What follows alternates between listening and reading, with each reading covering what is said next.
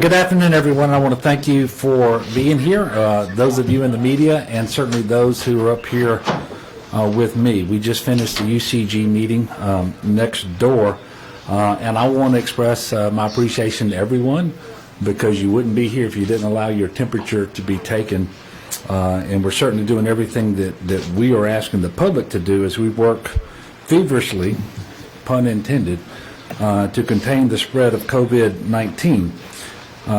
As I just mentioned, we just completed a unified command group meeting on the state's ongoing response. You should know that as of now, the number of presumptive positive cases in Louisiana is at 67.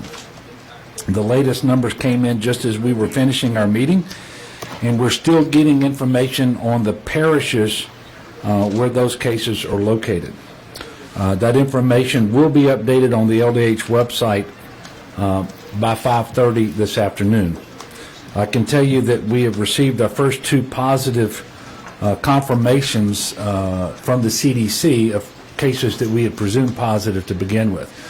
But I really don't want anyone to attach a lot of significance to that, because we have practically 100% confidence that when someone is presumptively positive from a test, that they are in fact positive. We're seeing the numbers rise rapidly, which is what we anticipated would happen, and that is why we took the measures that we did yesterday and really starting several days ago. We know that we have a relatively high number of cases based on our population. The latest reports, for example, out of Texas showed that they were reporting 39 cases, and they have 6 times our population. So the biggest concern that I have is that it appears that if you look at cases per capita, we're number 3 or number 4 in the country, something in that neighborhood. And certainly our ability to deliver services, particularly medical services, will be overwhelmed with a lower number of cases than would be required to have a similar impact on services in other states. As public leaders, therefore, it's our responsibility to do the very best that we can always to protect the health and safety of our citizens. And that is why we are following CDC guidelines limiting crowd size to no more than 250 at any one time. And we are continuing to ask individuals who are older, and, you know, I'm just going to tell you what I've been told on this, is the first age at which we start seeing more serious complications related to exposure is the age 60. And then when you get to 70, it's even more pronounced, and 80 is obvious, and above, it's even more pronounced. So if you're an older citizen, or if you're a citizen with an underlying chronic health condition, you really need to be limiting your interaction with other individuals and in crowds at this time. To be clear, however, at no time did my proclamation cancel any church services. And I very much appreciate our faith leaders who understand and are working with us in this effort.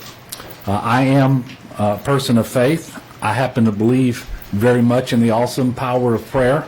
I also believe in science. And the scientists at the CDC say that the measures we are taking will minimize the spread. These are mitigation precautions that are essential, because what we have to do as a state now is minimize transmission and spread that peak demand out over a longer duration. Otherwise, we run the risk of overwhelming our ability to deliver proper health care. In addition to my own proclamation, 2 very important things happened in Washington yesterday. The first is the nationwide emergency declaration signed by the President, which we very much appreciate. And the second is the Family First Response Bill, which passed the U.S. House of Representatives. We also appreciate that. We will be looking at both of those instruments to identify any and all federal aid that we can take advantage of in Louisiana, whatever opportunities, whatever flexibility, whatever funding. We're going to be doing our very best to identify those benefits and apply for them and make them available just as soon as possible. I'd also want to make you aware of relief efforts being put in place by the Baton Rouge Area Foundation here in Baton Rouge. BRAF has started a charitable fund to make grants to Louisiana nonprofits that are expected to provide relief during the coronavirus pandemic. The funds will be used for feeding and caring for older citizens who can't leave their homes during the outbreak or who are quarantined. The fund can also be used for unexpected needs which may arise while we respond to this health emergency. To make a donation, and I encourage people to do so and be generous, not only to this but to all of our relief aids, but to make a donation to BRAF's Emergency Relief Fund, please visit braf.org, braf.org, and click on the link at the top of the page. And finally, I want to impart information that I do at every opportunity. It is essential that we minimize the spread of coronavirus. Every single person in our state has a role to play. And the degree to which we are going to be successful is going to be determined by the percentage of people, the number of people are out there who comply with these precautions. So I'm asking, please wash your hands frequently and for at least 20 seconds with soap and water. Cover your cough or sneeze with your arm. Avoid touching your face. Routinely clean and disinfect frequently touched surfaces. Avoid close contact with others. Practice social distancing as best you can. And stay home if you are sick. Stay home if you are sick. And I want to make a point about this and why it's so critically important. The test results that we're getting in today for the positive cases, those individuals probably received or were transmitted to the virus 4, 5, 6 days ago. So think about that. Even if from this moment forward not a single case gets transmitted, our numbers in all likelihood are going to continue to go up as people become symptomatic from the transmissions that have already happened. And so if you are feeling ill, stay home. There is a chance that you have the coronavirus and that social contact with others, being in close proximity to others, will unnecessarily expose them to the risk of spreading a coronavirus, even if your symptoms are relatively mild. Every citizen has a role to play, and I'm asking you to do that. You know, Louisianans have always been at our very best when there are challenges out there. This is one of those challenges. It is time to be good neighbors.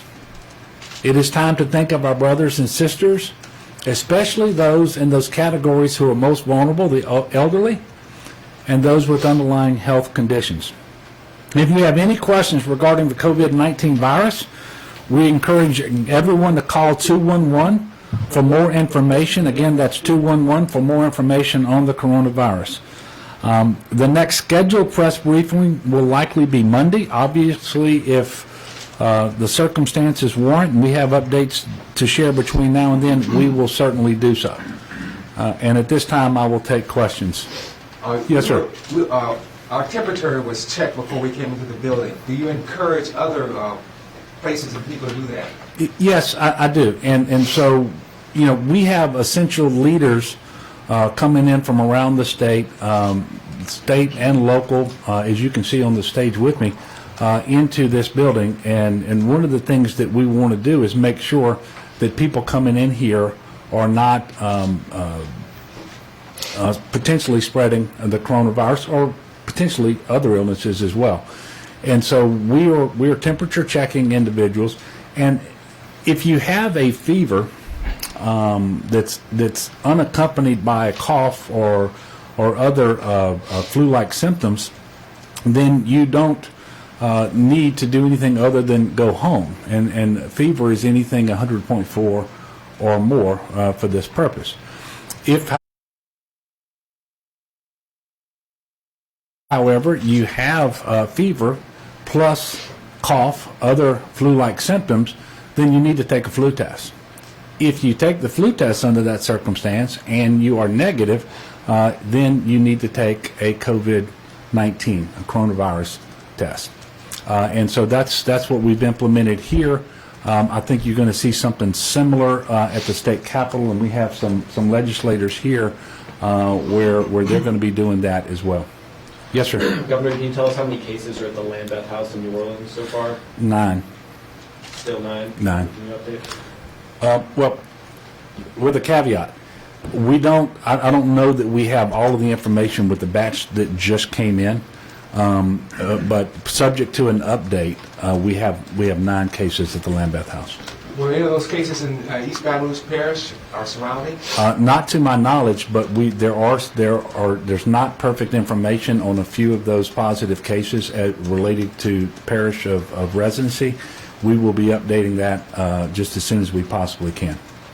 Yes, sir. Your proclamation sort of left it up to school districts if they're going to provide free lunches for students still, if they're able to. Yeah. Is there anything the state is doing to help local school districts who might not have the ability to do that, and also to provide distance learning, online learning? Well, all the school districts have the ability to do it because they have lunchrooms. The waivers from the USDA have been granted. And, for example, I will tell you what I know they're doing in Caddo Parish. They have identified a number of schools, and I think it's 12, I'm not certain, where during meal times you're going to be able to drive through with the students and pick up meals to go. So there will be bag breakfast and lunch and so forth. I guess it's technically true that my proclamation left it up to them, but I think the word is that they shall do it to the extent that they can, and I think that making this nutrition available to our kids is extremely important. And so this is something that the Department of Education, under the leadership of Beth Ciano right now, is working with all the districts, and it is my expectation, quite frankly, that this will be provided in every school district. I can't tell you that will be the reality come Monday, but that's what we're anticipating.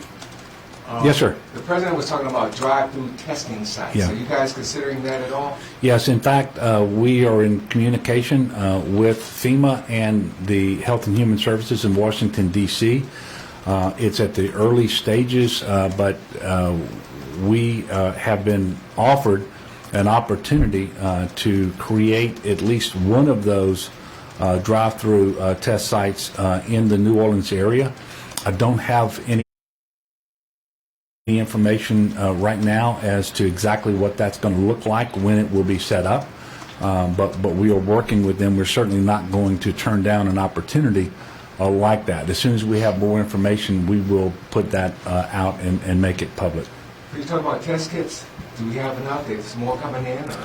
Well, I'm going to let Dr. Bu, who is here. He is in charge of our testing. He's got that information available right now, and I will tell you that for the persons under investigation that we are testing, the testing capacity that we have is sufficient.